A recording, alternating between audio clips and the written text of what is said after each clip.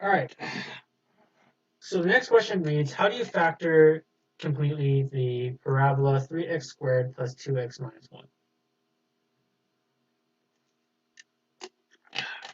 So the junior tutor, they use the technique of grouping to to satisfy this question here.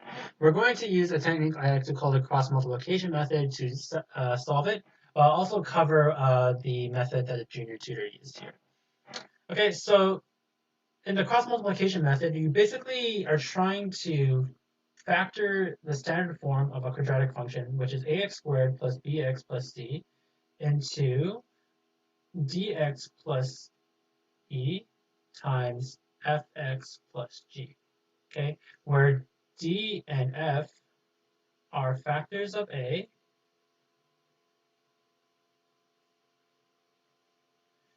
and e and g are factors of c, such that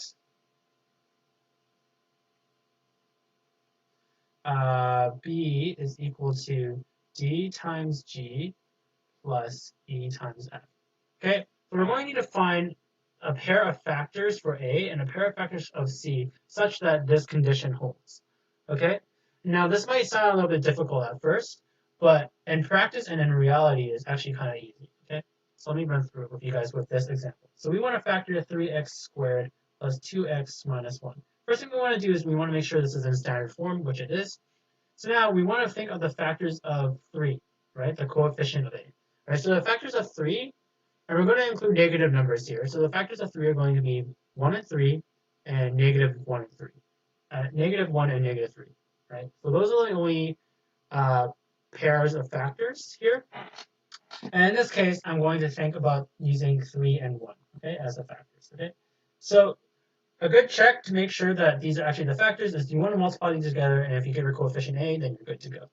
Okay, so now that we have found the factors of 3 and 1, we want to think about the factors of negative 1. Okay, so since it's a negative number, one of our factors has to be a negative, right? And the only factors of negative 1 are negative 1 and 1, right? So that's what we're going to write out here. Okay. Now, this is mostly a trial and error at this point, right? Because the next part of the process is to cross multiply these digits, okay? So what I mean by cross multiply is you're going to multiply 3 and 1 and 1 and negative 1. And you're going to add the products of those together. So if you cross multiply this, so 3 times 1 is 3, and 1 times negative 1 is negative 1. And if your sum or your difference here is equal to the middle coefficient, b, then you have found your pair of factors, which is going to be this and this. Okay, so the thing is that you can mess with you can arrange the order of these factors differently, right? You can put 1 up here and 3 down here, and that will not produce the same answer, right? That will give you negative 2, right? So it is all really trial and error, right? Finding the pairs of factors that work is a trial and error, and also finding the right orientation of your factors is also a trial and error. Well, I will say this is that if you do enough practice with the cross multiplication method, this is actually a very easy method to integrate into actually factoring a lot of different quadratic functions. And if you're able to master this method, then you save yourself a lot of time just trying to factor different quadratic functions with different kinds of coefficients. Because sooner or later you'll recognize the patterns. And especially with the simple quadratic functions like so, you can really just do this in your head. You can be like, okay, so the factors are 3, x and negative 1, and x plus 1. But in any case, we're going to keep moving on. So now we have on our factors, we can arrange it as so.